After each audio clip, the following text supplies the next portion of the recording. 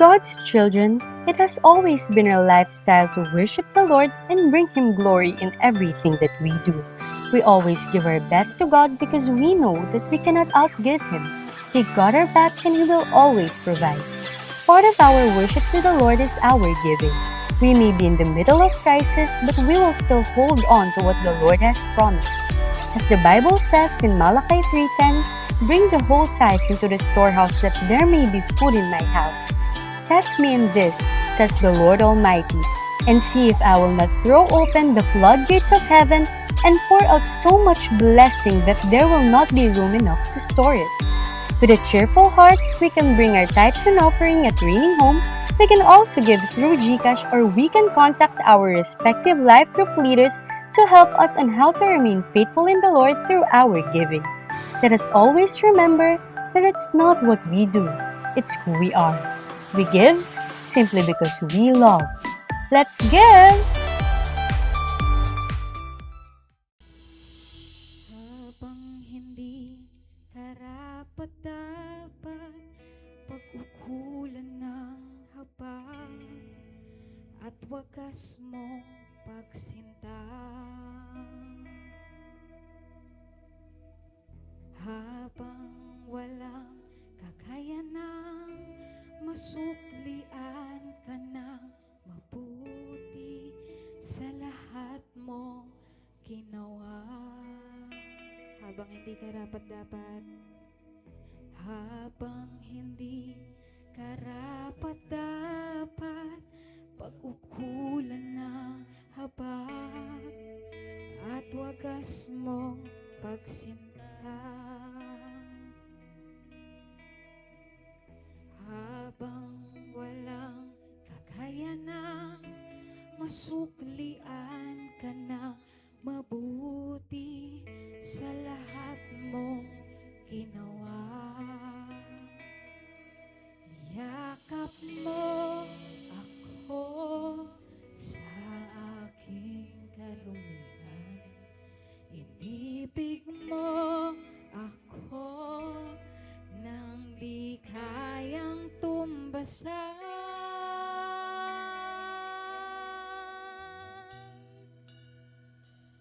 O Diyos ng katarungan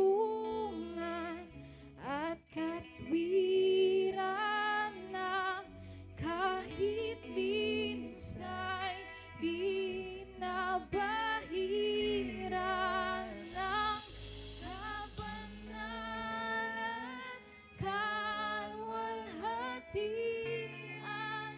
Salamat sa sukdulang biyaya mo, O Diyos. Nag-ibig na mas malawak pa kaysa aking mga pagkakasala. O higit pa sa buhay ko, higit pa sa buhay ko. Salamat sa sukdulang biyaya mo. Oh, salamat, salamat. Oh.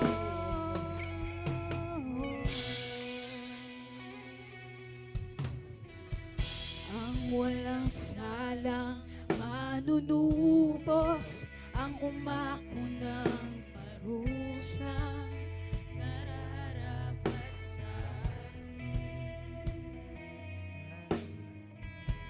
Anong habag sa tulad ko'y igawad ng iyong katwiran, at ako'y patawarin. Yakap mo ako sa aking karunihan, inibig mo ako nang di kayang tumbasan. Niyakap mo ako sa aking karunihan, inibig mo ako nang di kayang Niyakap mo ako. Niyakap mo ako sa aking karunihan. Inibig mo ako nang di kayang tumbasan. Niyakap mo ako sa aking karumihan. Inibig mo ako nang di kayang tumbasan.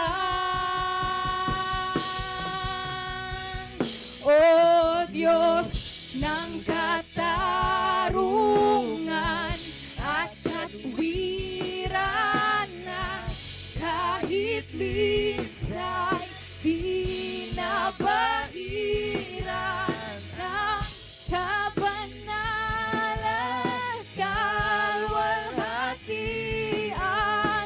Salamat sa sutulang biyaya mo, oh Diyos. Mas malawak pa, kaysa aking mga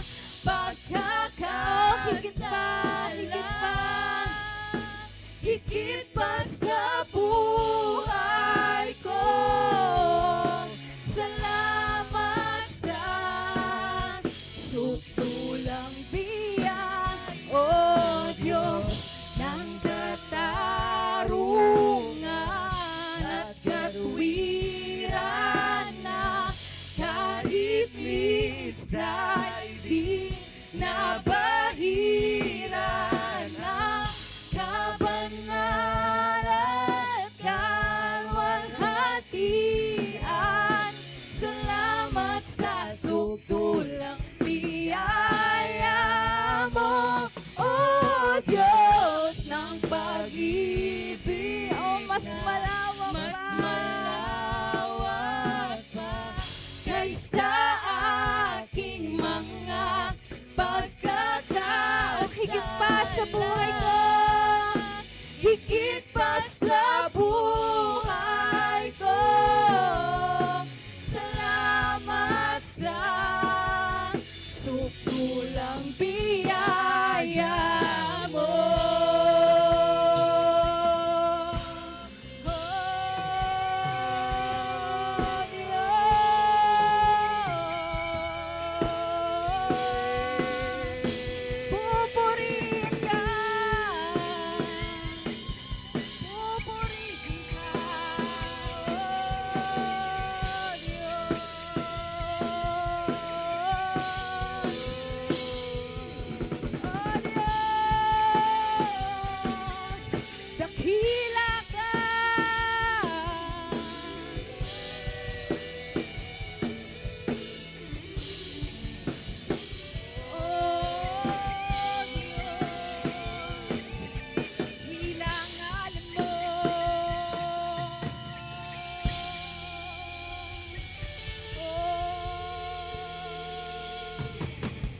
Pupurihin ka sa awit, itataas ang aking tinig, itatanghal sa buhay ko'y tanging ikaw, o Diyos. Higit pa sa kalangitan, ang iyong kalwalhatian, kadakilaan mo'y di mapapantayan. Pupurihin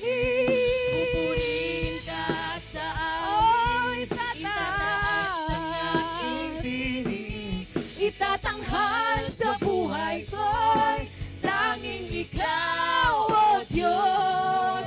Higit pa sa kalangitan, ang iyong kalwalhatian, kadakilaan mo'y di mapapandayan. O pupurihin ka, pupurihin ka sa awit, itataas ang aking tinig, itatanghal sa buhay ko'y tanging ikaw, o Diyos. Higit pa sa kalangitan, ang iyong kalwalhatian, kadakilaan mo'y di mapapantayan. sa'yo ang kapurihan, kaluwalhatian ngayon at magpakailanman. Jesus sa'yo, Jesus sa'yo ang karangalan, kapangyarihan ngayon at magpakailanman. Oh, Jesus sa'yo, Jesus sa'yo ang kapurihan,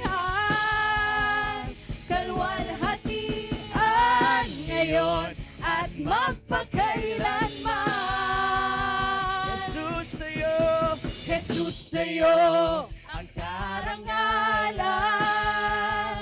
kapangyarihan ngayon at magpakailanman. Pupurihin ka sa awit, itataas ang aking tinig, itatanghal sa buhay ko'y tanging ikaw, O Diyos. Higit pa sa kalangitan, ang iyong kaluwalhatian, kadakilaan mo'y di mapapantayan. Pupurihin ka sa awit, itataas ang aking tinig, itatanghal sa buhay ko'y tanging ikaw, O Diyos. Higit pa sa kalangitan, ang iyong kaluwalhatian, kadakilaan mo'y di mapapantayan. Pupurihin ka sa awit, itataas ang aking tinig, itatanghal sa buhay ko'y tanging ikaw, O Diyos. Higit pa sa kalangitan, ang iyong kaluwalhatian, kadakilaan mo di mapapantayan. Minsan pa pupurihin, pupurihin ka sa awit, itataas ang aking tinig, itatanghal sa buhay ko'y tanging ikaw, O Diyos. Higit pa sa kalangitan, ang iyong kaluwalhatian, kadakilaan mo'y di mapapantayan.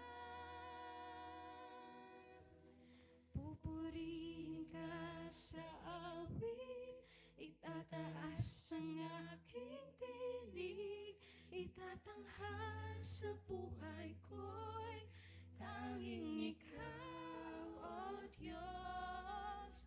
Higit pa sa kalangitan, ang iyong kaluwalhatian, kadakilaan mo'y di mapapantayan. Lord, we honor your name, God. We praise your name, Lord. Hindi ka mapapantayan ng kahit sino at kahit ano man dito sa mundo, God. Because you alone, God, is the only thing that we have. The only treasure that we have, God. Kaya Lord, ano man yung mangyayari, ano man yung sitwasyon, God, patuloy kami magpupuri sa ngalan mo. Sa pangalan mo lang at babalik sa presensya mo, Panginoon. Maraming salamat, God, sa mga buhay na patuloy mong binabago at ginagawan mo ng panibagong storya. Salamat, Lord, sa mga buhay na patuloy mong pinapalaya. And God, we pray that this day may we be miracle sensitive, God, to every little things, Lord, na ginagawa mo sa buhay namin. Lord, you're always producing million little miracles in our lives. And Lord, may we not fail to see it and to feel it, God. May we always recognize your goodness in us, Panginoon. That, Lord, even the world is failing. Even the world is being evil right now. But God, naniniwala kami, there's goodness. There's goodness, Panginoon, na meron kang ginagawa sa buhay namin. God, we bring you back all the glory, honor, and praises. In the mighty name of Jesus, we pray. Amen and amen and amen. The simplicity of everything in life is the very Word of God. So we need to understand that the Word of God is the power of God. You are created for greatness. You are created to carry God's glory. So that's why you are not ordinary. Hear the Word, read the Word, and allow the Word to perform. Walang malaking challenges sa iyo, naliliit pananampalataya mo. Kahirapan sa buhay mo, tapos. Kaguluhan sa buhay mo, tapos. Utang mo, tapos. Learn to touch the power of God in your life by faith. To deliver the Word of God, let's welcome the Senior Pastor of Reigning Light International, Pastor Lito Peren. I just want to share the power of a new life and the miracle of reconciliation. So, yung kapangyarihan ng bagong buhay at saka yung milagro ng pakikipagkasundo. Alam niyo po ba na hindi po lahat ng nasa simbahan ay bago? Dapat ang buhay natin araw-araw binabago tayo. So hindi pwede yung kung ano ka, pagpunta mo rito, wala nang magagawa sa iyo ang Diyos pati ang mga tao. So ibig sabihin, pagpunta mo dito, you are more than willing to obey God. You are more than willing to obey the person na binibigay sa atin ng Panginoon. So kaya, there is power in a new life and a miracle of reconciliation. So today, let us ask God na hindi pa huli ang lahat. Hindi porke matagal ka ng Kristiyano, okay ka. What I'm trying to say this morning, mag-align tayo kay Lord lahat. Mapabago, mapaluma, ano man ang sitwasyon mo, kailangan natin magbago. So, yun yung gusto ng Panginoon na maunawaan natin. And let us ask God to minister to us today through His Word. Inaanyayahan ko po kayong lahat na tumayo at mananalangin po tayo. Isuko natin sa Panginoon lahat-lahat. Anumang bagay na tagumpay mo ngayon, tagumpay mo kahapon, may mas magandang tagumpay bukas. Anumang kabiguan mo kahapon, anumang kabiguan mo ngayon, bukas hindi na mauulit yan. Because you are born for success and not for failure. But give yourself a chance because God is giving you a chance for you to experience new things in your life. New things in your life. Allow God to speak to you today. So kung meron mga pangit, meron mga magagandang bagay, merong magandang mangyayaring higit sa future. So let us ask God today. Father, we ask your Holy Spirit. Lord, kung papaanong ikaw ay kumilos noong mga nakaraang panahon sa mga tao, Panginoon, na sumusunod sa iyo, Lord, ganun din po, hindi ka magbabago sa ngayon. Lord, we ask you to move freely, to move powerfully in the midst of us. Father, convict us, change us, and use us for your glory. For your glory alone. Because we are not designed for this planet Earth, Lord, na maging permanente dito. This planet Earth is just a preparation for us to eternity. So Father, help us to understand, Lord, how to prepare while we are here on earth, habang meron kaming lakas, habang meron kaming panahon, Lord, naghahanda kami para sa eternity. Lord, thank you so much, and Lord, help us to be faithful, Lord, in everything that we do. Father, speak to us through your word. In Jesus' mighty name we pray. Amen and amen. Bigyan natin ng the best clap si Lord. You are excited to receive. Sino dito excited na magre-receive ka ngayon? No, na bukas, mas maganda ang buhay mo bukas kaysa ngayon. So pwede tayong maupo sa presensya ng Panginoon and let us hear the word in 2 Corinthians chapter 5, verse 17, 18, and 19. The word of God says in New King James Version, therefore, if anyone is in Christ, he is a new creation. All things have passed away. Behold, all things have become new. Now, all things are of God, who has reconciled us to himself through Jesus Christ. And he has given us the ministry of reconciliation. Verse 19, that is, that God was in Christ reconciling the world through to him, not imputing their trespasses to them, and has committed to us the word of reconciliation. Pagpalain ni Lord ang pagkabasa ng kanyang banal na salita. The Apostle Paul, the Apostle writes the believers about the transforming power of salvation through Jesus Christ.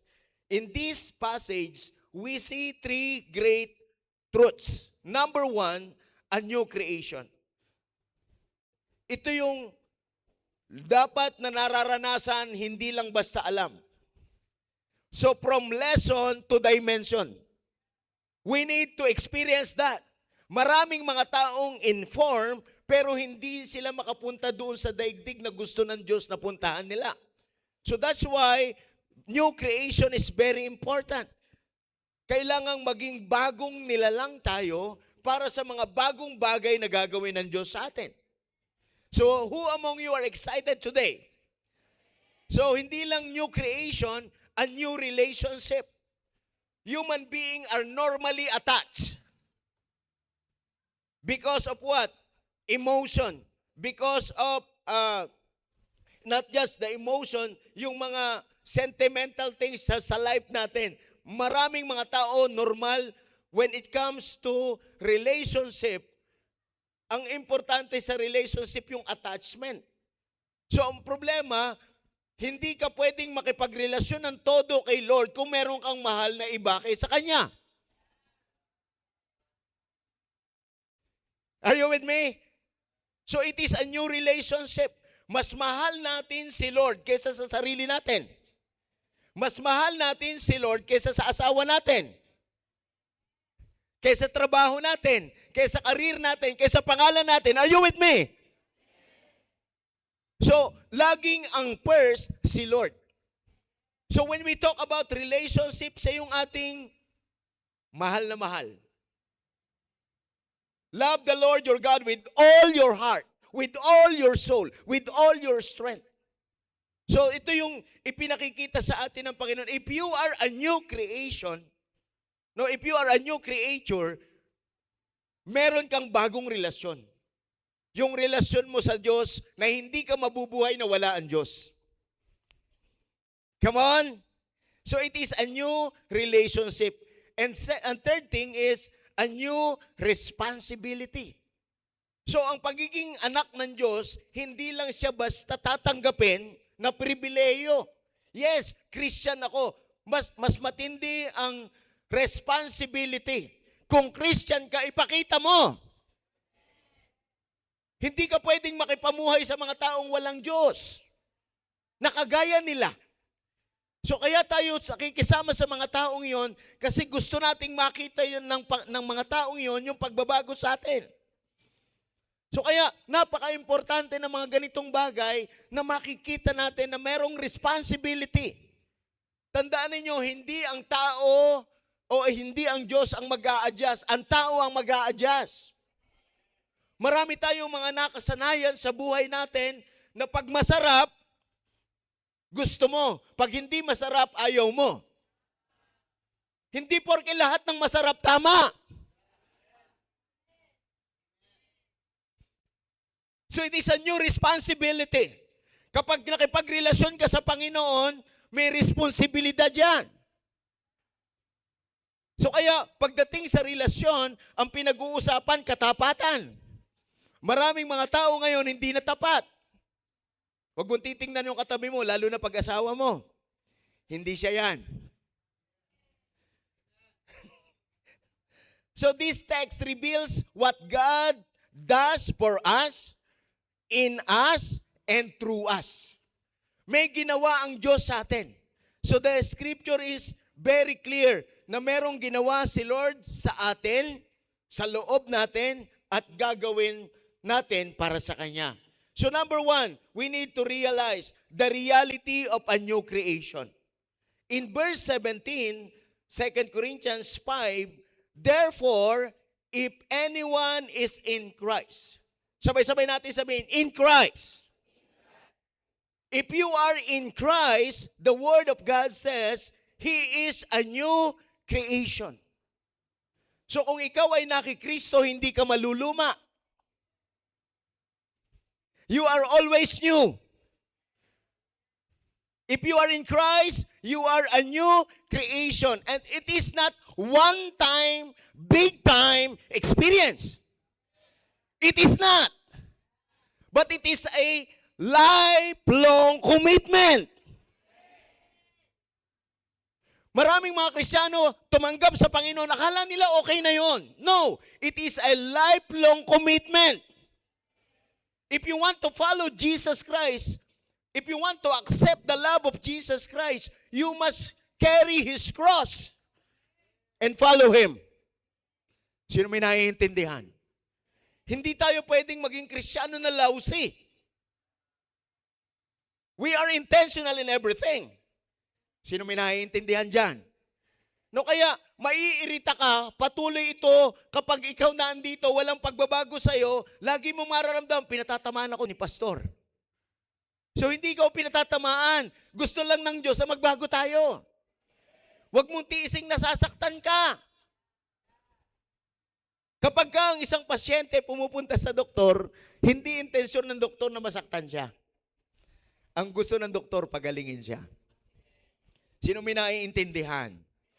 So, Reigning Light family, God loves us so much. That's why this verse reminding us that if you are in Christ, you are a new creation. All things have passed away. Behold, behold, all things become new. Are you excited na ang lahat ng bagay sa buhay mo araw-araw magbabago? Be in Christ. Do not be in crisis. Be in Christ. So, ito yung bagay na dapat nating maintindihan. Number one, the requirement. What is the requirements? In Christ. That is the requirements. So, dapat nakikristo tayo. Wala tayo sa problema, wala tayo sa mundo, wala tayo sa ekonomiya, hindi tayo naaapektuhan ng mga bagay na nangyayari. Gawin mo kung ano pinagagawa ng Diyos sa'yo. At ang Diyos na ang bahala sa mga bagay na hindi natin kaya. God is in control. He is not on a hurry, but He is always in control. He is always in time. So kaya dapat ang requirement natin, we are in Christ. Salvation is not found in religion, tradition, or even good works. Transformation happens only when a person is united with Christ. So kaya pag ang isang tao hindi nagbabago, hindi pa yan nakikipagkasundo ng todo kay Lord. Sino may naiintindihan? So dapat maunawaan natin na malinaw na hindi ito lesson. Ito ay dimension. Maraming mga tao nandun sa lesson. Hindi po, ito po ay lugar na dapat mong puntahan. This is the place, this is the dimension of supernatural. This is the dimension of God. If you want to be protected, you must be in His dimension. So salvation is not found in religion. Kaya paulit-ulit kong sinasabi ito, hindi tayo religion. We are God's family here on earth. We are not a tradition. And even your good works, hindi porke gumagawa ka ng tama, anak ka na ng Diyos. Hindi mo pwedeng unahin ang ginagawa mo para maging anak ka ng Diyos. Maging anak ka ng Diyos para makagawa ka ng tama. Hello? So huwag niyo ipagmamalaki yung nagagawa mong tama. Sapagkat pag wala tayong nagagawang tama na disenyo ng Diyos, yun lang gusto natin na nagagawa natin. So be in Christ means to believe in Him. That's number one reality. Believe in Him. To surrender in Him. Maraming believe pero hindi nagsusurrender. So hindi siya yung informasyon, hindi siya yung kaalaman, hindi siya yung paniniwala. Ang kailangan doon yung pagsuko. Yung pagpapasakop. So to live, to be with Christ means to live in relationship with Him. So how can you have relationship with Jesus? So you need to die to yourself. We need to die to ourselves. So, hindi ka pwedeng makipagrelasyon sa Panginoon kung hindi ka mamamatay sa sarili mo. Kaya nga, sinabi ni Apostle Paul in Galatians chapter 2, verse 20, sabi ni Paul, I have been crucified with Christ. It is no longer I who live, but Christ lives in me. And the life which I now live in the flesh, I live by faith. Sabay-sabay nga natin sabihin, I live by faith. So if you are in Christ, you are not living for yourself. You are living for God. And you are living by faith. So it is a dimension. So lugar na daigdig, lugar na kinalalagyan ng Diyos. It is, sabi niya, and the life which now live in the flesh, I live by faith in the Son of God who loved me and gave Himself for me. So that is the requirement in Christ. The result, if you are in Christ, the result is evident. A new creation. A new creation. So diyan makikita talaga na bago tayo. So the believer becomes spiritually new. The believers become spiritually new. So it means a new heart, a new desire, a new identity, a new direction. Kaya yung nag-testify dito kanina, yung papa nila, Yulin, sabi nila, nakita ko na may direksyon ang mga anak ko kahit mga bata pa sila. At nakita ko yung pinaggagawa ko, walang nangyayaring maganda. Kasi ang unang tinatamaan ng akala kong tama, akala kong masarap, yung pamilya ko. A new direction. So, hindi pwedeng, hindi tuloy-tuloy ang mga bagay na to. So, kaya, hindi natin kaya na hindi masunod kung anong pinagagawa ng Panginoon if you are in Christ. There is no struggle. There is no battle. Hello? Pag alam mo na tama, hindi ka na dapat nag-i-struggle doon. Madali mo nang ma-identify ang mali at magawa kung ano ang tama. If you are in Christ, because you have a new heart, you have a new desire, you have new identity, and you have new direction. So the gospel does not merely improve a person. It is transforms a person. So if you want the power of God in your life, I tell you, matindi ang gagawin ng Panginoon sa inyo. So, third thing is the removal. Are you excited for the removal? Totoo po ba na lahat ng bagay na gusto mo, ang hirap mong bitawan? At lahat ng tingin mo sa sarili mo maganda para sa iyo, ang hirap alisin? Hello? So, this is all about the removal. If anyone is in Christ, there is a removal. Removal of what? All things have become new. So, the removal of all things. Sabi mo sa katabi mo, all things. So, the old things have passed away. Our old sinful lifestyle, guilt, bondage, and condemnation are broken through Jesus Christ. So, the removal of old habits. No, old habits lost dominion. Old shame is forgiven. Old identity is replaced. So that's why if you are in Christ, grabe, hindi ka na dapat na bubuhay pa sa kasamaan. Nagkakamali ka, yes, hindi tayo perfect, pero hindi natin lifestyle ang magkamali.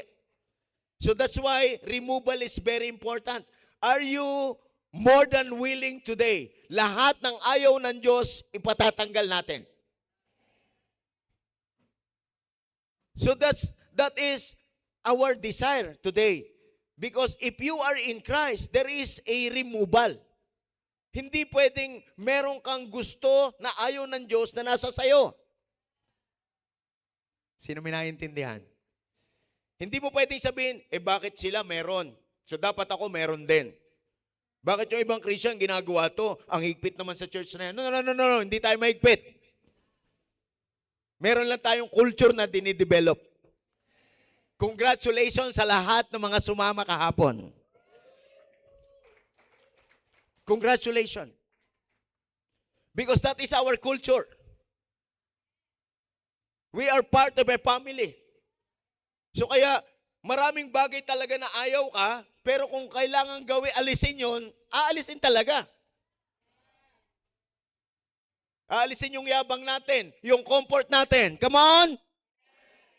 For the sake of God's greater glory. Kasi lahat ng bagay tinitingnan ng mga taong susunod sa atin. So that's why, yung old identity natin, nire-replace. Yung dating pasaway, nagiging masunurin. Yung dating reklamuhin, nagiging pagpasalamat. Sinong masaya na nandito ka ngayon? So kaya, ito yung kailangan nating matutunan. Kailangan nating mai-apply sa buhay natin. Kasi, hindi porke narinig mo, alam mo na. Malalaman mo ang isang bagay pag nai-apply mo na, nagawa mo na. At nakuha mo kung ano yung result. So merong removal, and then letter D, the renewal. If there is no removal, there is no renewal. Hindi siya pwedeng pagsamahin. Merong tatanggalin, merong ilalagay. Hello? Hindi pwedeng sumusunod ka kay Lord, may title kang Christian, pero gumagawa ka pa rin ng mali. Sinusunod mo pa rin yung gusto mo. Matigas pa rin ang ulo mo. Tapos ganito yung mga dialogue. Ano magagawa mo? Ganito talaga ako. Eh di wow. Tandaan nyo, hindi ang church ang susunod sa atin. Sino dito yung nagbe-benefit ka sa church? Because you are a family. You are connected. No, kaya hindi madali yan. Pagaganahin ng kaaway ang isip mo, ang damdamin mo. Idideceive niya yan. Kaya lang, ang maganda, if you are in Christ, you have your new identity. So, merong removal. Kaya, merong renewal. Sino excited sa renewal? So, if the renewal is this, all things have become new. And God gives a new peace. Sino excited sa kapayapaan? So, hindi lang new peace, new purpose, and then new hope, and new spiritual life. If anyone is in Christ, so every day, yung passion mo to read your Bible, to pray, to attend a cell group, to go to the church, and worship together with your spiritual family, meron kang excitement. No, hindi ka lang lalapit sa Panginoon pag meron ka ng problem. So, the Lord's presence is your delight. And your brothers and sisters also is your delight. Hindi pwedeng pupunta ka sa church, magwo-worship ka tapos hindi mo babatiin yung katabi mo. Parang wala na akong kausap. Hindi tayo narito para sa program. Narito tayo para sa presence. Kasi because God's presence and God's word is powerful, it can change me. So, Christianity is not just a behavior modification. It is a spiritual transformation. Because everything starts from the Spirit. Kaya makikita mo yan, madidiscern mo talaga yan. Isang taong kausap mo, 3 minuto hanggang 5 minuto, alam mo na kung anong espiritu yung meron. Kaya importante talaga, habang nagmamature ka, meron discerning spirit na nade-develop sa bawat isa sa atin. Second thing, the blessing of reconciliation. The blessing of reconciliation in verse 18. No, verse 18 says, now all things are of God. All things are of God. Lahat ay sa Diyos. Yung oras ko sa Diyos, pinahiram lang ako. Yung buhay ko sa Diyos, pinahiram lang ako. Yung lakas ko sa Diyos, pinahiram lang ako. Hindi dahil yan sa mga vitamins na iniinom. Hindi yan dahil sa gamot na iniinom. Darating yung time, yung katawang ito, kahit na anong paggamot, kahit anong itatanggi na niya. Everything is just entrusted. Hindi ko pag-aari ang buhay kong ito. Everything is of God. We need to be thankful every day for the life. We need to be thankful for every day for the strength, for the new day. Huwag tayong papayag na merong magsa-sidetrack sa atin about these things. Walang ownership, walang entitlement, walang pride. Lahat kay Lord. Sino may naiintindihan ngayon? Marami kasing ipon ko, trabaho ko, asawa ko, anak ko, pamilya ko, puro ako. Kung wala ang Diyos, wala yan. Now, all things are of God. If you are reconciled kay Lord, grabe, if you are in Christ, hindi na mahirap intindihin yan. If you are really in Christ, you are thankful. Sino masaya? Kaya hindi natin ito maunawaan, kaya hindi natin ito maisagawa, kasi meron tayong pride. Meron tayong isineset aside para sa atin. Meron tayong personal preference. But it is not God preference. Meron tayong own will, but not God's will. So that's why you need to understand everything is all about God. Sino dito yung excited ka na lahat pala kay Lord?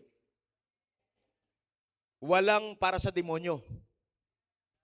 Kahit na anong pasaway ng isang tao, meron niyang one moment of his life or her life, marirealize niya si Lord. Walang pinakamasamang tao na kapamilya mo o maging kaibigan mo. Lahat yan sa Diyos. Every human being was created in the image and likeness of God. So what I'm trying to say to each and every one of us, regardless your educational background, you have a God-like image. So you need to cultivate. We need to cultivate the God-like image. Now all things are of God, who has reconciled us to Himself through Jesus Christ. Thank you, Jesus. Hindi na tayo kaaway ng Diyos. Nakipagkasundo na tayo sa Diyos.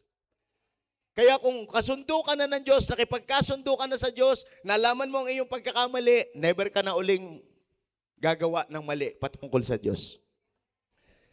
Kasi reconcile pinatawad tayo ng Panginoon through Jesus Christ and has given us the ministry of reconciliation.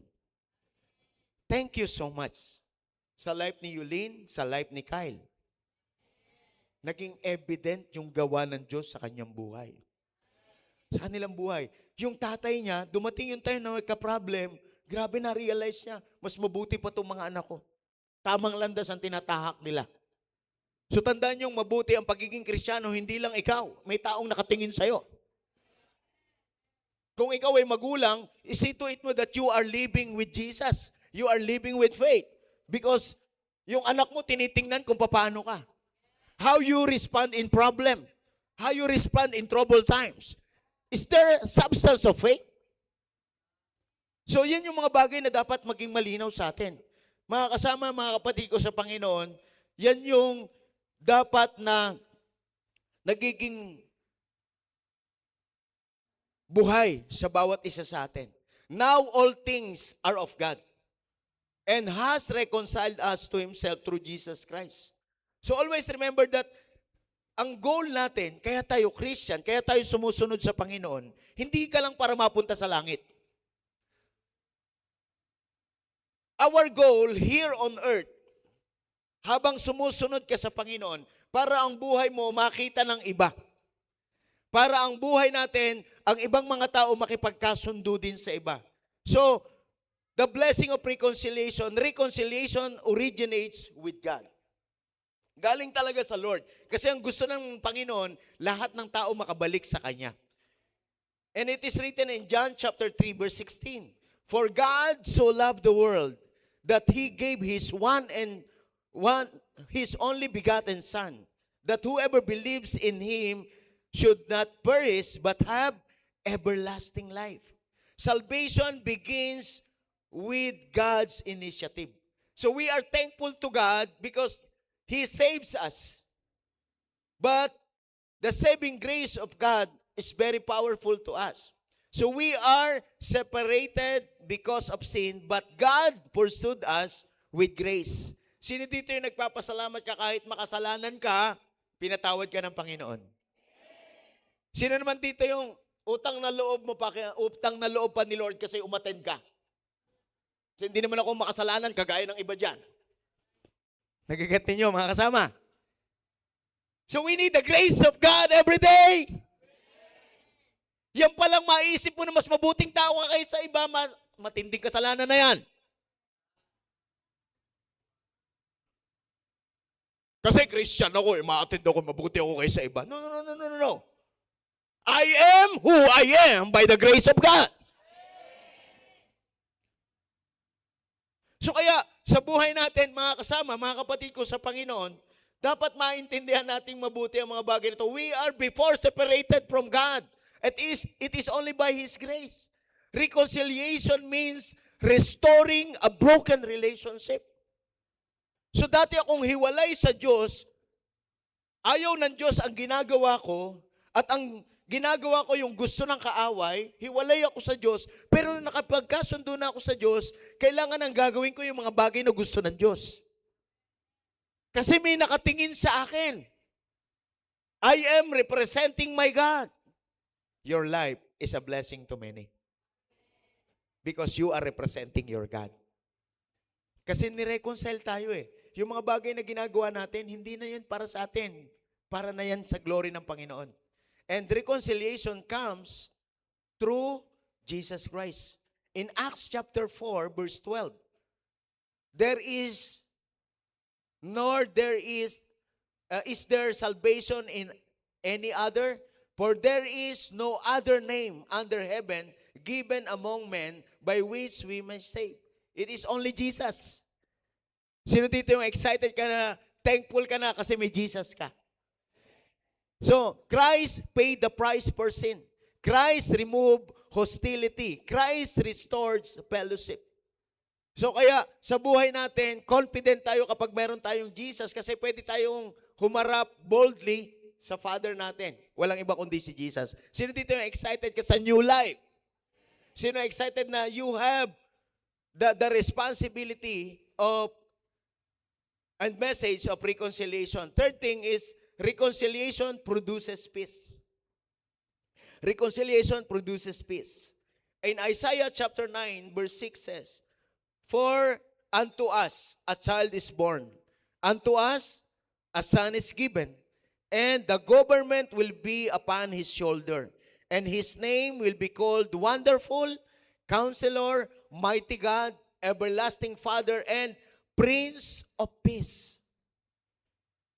If you reconcile with Jesus, if you are in Christ, if you are with Christ, merong kapayapaan sa buhay natin. Sino excited na hindi ka na maguguluhan? Meron ng kapayapaan palagi. Because of Christ, we have peace with God. Wala kang fear, only confidence. We are no longer enemies of God because of Christ. And we are accepted into God's family because of Christ. So kaya mga kasama, huwag niyong pabayaan ang pagiging Christian mo. Ang pagiging Kristiyano, ang ibig sabihin niyan, pag-aari ka ni Kristo. Sino yung masayang-masaya pag may-ari ka ni Kristo? So it is who we are. It is who we are. Pag mamay-ari ka ni Kristo. Kaya ang identity natin si Christ. Kaya kahit na mahal mo sa buhay, basta may ginagawang mali, huwag kang pumayag. Not on my watch. Not on my watch. Kaya maraming namumroblema sa mga simbahan kasi yung pastor nagtuturo kung anong tama pero yung mga anak o yung mga magulang nagkukonsenti sa anak. Kaya maraming magugulong buhay dito dahilan sa mga tao sinusunod yung gusto nila. So ang gusto natin mapayapang buhay. Ano yung mapayapang buhay? Yung mga bagay na mali, huwag mong gawin. Hindi porke walang nakakahuli, tama. Maiirita ka talaga pag pabalik-balik ka rito kasi ito palagi mong maririnig. Kasi ito ang tama. Ayaw na natin na merong magugulong buhay. Tapos na sa atin yun. Huwag mo na ituloy. Magsawa na tayo sa pangit na buhay. Kasi pinagaganda na ng Panginoon. So kung nakaranas ka ng pangit, tapos na yun. Huwag mo na pabayaang mangyari pa sa mga apo mo, sa mga anak mo yan. Kasi natuto tayo. Sino may naiintindihan ngayon that we are God's family? So we are accepted. We are not enemy of God. We are accepted in God's family. Kaya itong pamilyang ito, ang goal natin dito, yung future mo na maganda. Mabuhay tayo dito na merong magandang pamumuhay at naghahanda tayo sa langit na bayan. No sinner is beyond the reach of God's reconciling grace. Kaya lahat ng tao pwedeng makabalik sa Panginoon. Basta merong magmamodel. Tandaan nyo, may sukdulan ang lahat ng tao. At walang iba yung kundi ang Diyos. Maraming mga tao pagdating dun sa sukdulan, saka pa nakakakilala sa Diyos. Ang aking encouragement sa inyo ngayon, malakas ka pa, may oras ka pa, unahin mo na si Lord. Kaya hindi ka pwedeng ikaw maging magaling sa sarili mo lang. At huwag kang laging didikit sa mga taong ikaw ang pinakamagaling. Wag, lagi kang pupurihin. Wag. Dumikit ka sa taong mas magaling sa'yo. Imagine mo, pag limang hindi magaling, o apat na hindi magaling, ang kasama mo, palagi, tandaan mo pala, pang-5 ka na sa susunod. So kaya ang piliin mo, sumama ka doon sa hindi magaling, pero may sinasamahan ka rin magaling. Kaya po itong church, tinuturuan tayo ng relationship, and that relationship is all about fathering. May 3 father tayo, merong heavenly father, merong biological father, and sad to say, hindi lahat ng tatay nagpakatatay. Evaluate your biological father. Yes, thankful tayo sa kanila, pero hindi sila nag-function according to God's design. Kaya that's why merong spiritual father. Your father, biological father, knows your past, knows your present condition, but they don't know your future. But your spiritual father, but the virtues of what God's designed in your life, we can predict the future. We can say the future because your future is in God's hand. Sino dito nagpapasalamat ka? Alam mo ang future mo hindi sa pagsisikap mo. Hindi sa sipag, tiyaga at galing. Nasa kamay ng Panginoon. So sino excited dito mga kasama? So tandaan natin mabuti ito. Para na sa ganon, lahat ng tao maabot ni Lord. That is our goal. Kaya sabi ni Tatay Silverio, gusto ko lahat ng anak ko, lahat ng apo ko, makakilala at gawin ko anong ginagawa ko. Alam niyo, sila Tatay Silverio, grabe, nagsa-cell group sila sa 7-Eleven. Cell group, 83 years old. Bakit? Yung pag-ibig ng Diyos naranasan niya. Sa edad na ganyan, tumotodo pa kay Lord. Kaya tina-challenge ko yung mga nasa hustong gulang, may lakas pa, may panahon pa, ngayon pa lang, itodo mo na. So last and final, the ministry of reconciliation, verse 18 and 19. So binasa ko yung 18, now all things are of God, who has reconciled us to Himself through Jesus Christ, and has given us the ministry of reconciliation. And that is that God was in Christ, reconciling the world to Himself, not imputing their trespasses to them, and has committed to us the word of reconciliation. God not only saves believers, He sent them. He sent them. So our life here on earth has a mission, not just to attend the church, but to obey the Lord. Every believer has a ministry. And our ministry is the ministry of reconciliation. Reconciliation is not only for pastors or leaders. Every Christian is called to share the gospel, lead people to Christ, demonstrate God's love. Ito yung inaasahan sa atin ng Panginoon. Kaya hindi tayo para sa sarili lang natin. Para tayo mag-share din sa iba. So practice to share your testimony. Practice to share one verse. in order for us to share the gospel to them and demonstrate God's love. Mga kasama, yung pag-ibig na hindi natatapos. Yung hindi sumusuko. Grabe yung kapatid ni Kuya Chris, nakausap ko rin kahapon. Yung kapatid ni Kuya Chris, hindi sinukuan ni Kuya Chris. Makalokohan daw po yun. Tapos, isinama ni Kuya Chris sa cell group. Sabi raw niya, ganito ang ginawa para lang maisama. Sabi raw, no, Tol, meron tayong trabaho. Magbihis ka at may trabaho tayo. So, nagbihis daw, pumustura. Pagkatapos, bihis na bihis. Tapos sabi niya, o tara na. So, pagpunta raw nila, sa cell group pumunta. O, akala ko ba may trabaho tayo? O, ito muna tayo. Mag-cell group muna tayo. So, nag-cell group sila. Ngayon, eto na, uwian na. Nung uwian na, ang sabi doon ng kapatid ni Kuya Chris, Tol, paano yan? Nang paalam ko sa asawa ko, magtatrabaho tayo. Wala akong sweldo. Ang ginawa ni Kuya Chris, bayad ang cell group ng kapatid niya. Sinwelduhan para lang sa asawa. Every time na magsa-cell group, sumusuko na si Kuya Chris. Sabi niya, grabe talaga itong aking kapatid, Kuya Boy. Unang pagkikita raw ni Kuya Boy at saka ni Chris, nung kapatid ni Kuya Chris, limutan ko lang yung pangalan. Sabi raw agad, Lawrence, sabi niya, may 20 ka ba dyan? Pero, sumusuko na. Sabi, nakakahiya talaga itong kapatid kong to. Sumusuko na si Kuya Chris. Alam niyo, sabi lang ni Kuya Boy, walang ibang magtsatsaga dyan kundi ikaw. Kung mahal mo talaga ang kapatid mo at ayaw mong mapunta sa impyerno, pagtsagaan mo. So, tuloy-tuloy na ginagawa yun ni Kuya Chris, yung babae na curious yung babae. Kasi babaero daw ito dati. Laging umaalis at bihis na bihis, nagpapabango. Kasi yun daw ang weakness. Gusto naman ng lalaki, nayayain na sa cell group yung asawa. Selosa daw yun eh. Tapos pag nanaginip daw to, totoo. So, one time daw nanaginip itong babae, tapos nagbihis, ng bihis na bihis itong lalaki, tapos nagpabango siya. Sabi rin itong babae, naku, may babae na naman to. Sasama nga ako sa'yo. Sasama nga ako sa'yo. Sabi rin ng lalaki, sige, sama ka. So, sumama sa cell group. Pag-attend ng cell group, hindi na tumigil sa pag-attend ng cell group. Naka-encounter siya, nagpabaptize kahapon. Kung walang magtataga sa kapatid mo, may impyerno yan.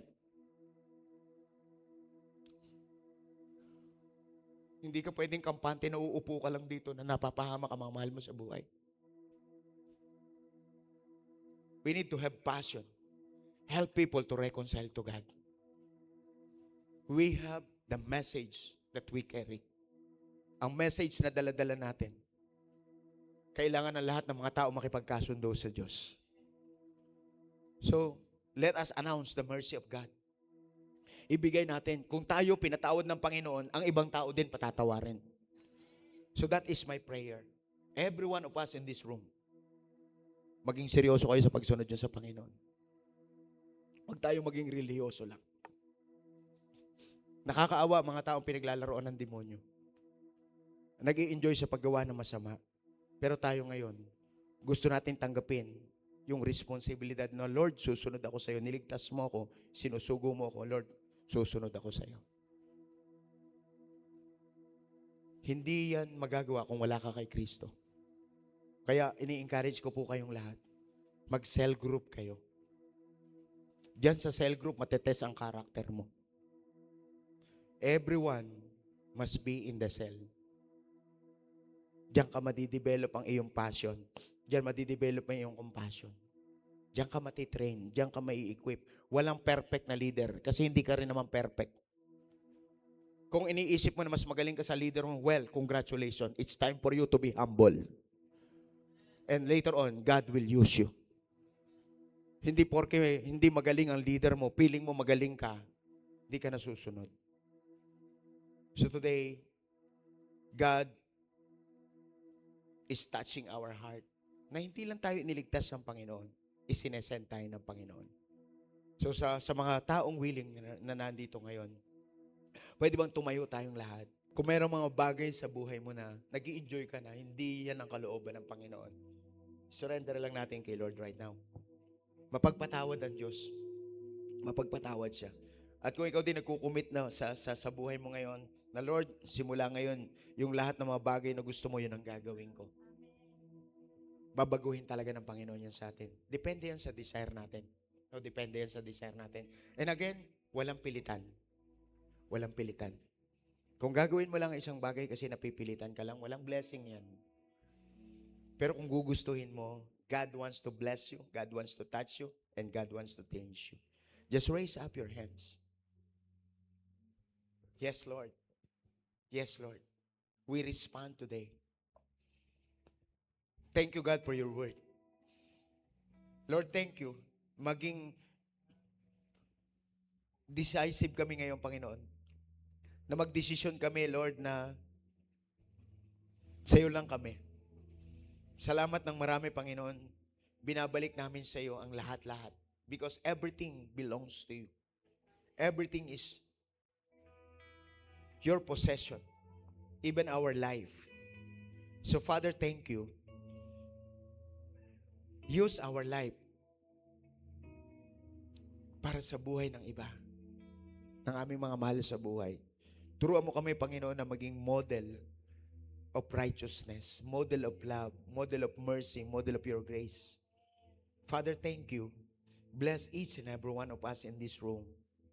Father, as you anoint your people right now, Lord, anoint us, a fresh anointing. Lord, the old has gone and the new has come. Lord, tanggalin mo po ang lahat ng bagay na luma at lahat ng mga bagay, Panginoon, na bago, yun po yung matanggap namin. Lord, salamat sa mga testimonies. Thank you, Lord. Thank you, Lord, sa mga testimonies. And Lord, sa susunod, Lord, papaganda ng papaganda ang mga testimony namin ito because you said in your word, O God, the path of the righteous is like a morning sun, shining ever brighter in a full of day, O God. Lord, salamat po ng marami. Lord, ang portion namin, Lord God, ever increase ang portion namin. No more decrease, Lord God. No more stagnation, but every increase, Lord God, ang portion namin. Lord, walang stagnation sa life namin. Salamat po, Lord. At Lord, turuan mo kaming maging covenanted na kung papaano si Kristo binigay ang buhay niya sa amin, ganun din kami, maibigay namin ang buhay namin sa Kanya. Salamat po ng marami, Panginoon. We dedicate our lives to you. Sa mga nagde-dedicate ng life kay God right now, place yourself at the cross of Jesus. Kagaya ni Paul, sinabi niya, I've been crucified with Christ and I no longer live, but Christ lives in me. The life I live in the body, I live by faith to the Son of God who loved me and gave Himself for me. Right now, just be with Jesus. Be with Jesus. You are not for problem. You are not for situation. You are for Jesus. Be with Jesus right now. Be with Jesus. And if you are with Christ right now, you are a new creation. Learn to welcome new things in your life. Because the old has gone. At hindi na babalik ang mga bagay na luma sa buhay mo ngayon. Lahat ng magagandang bagay at bago darating sa buhay mo ngayon.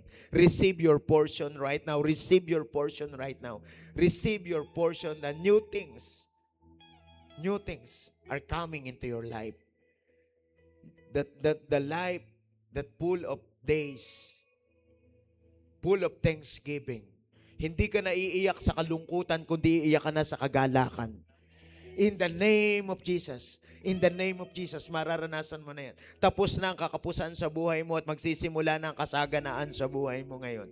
Lord, in the name of Jesus, just receive your portion right now because if anyone is in Christ, he is a new creation. The old has gone and the new has come.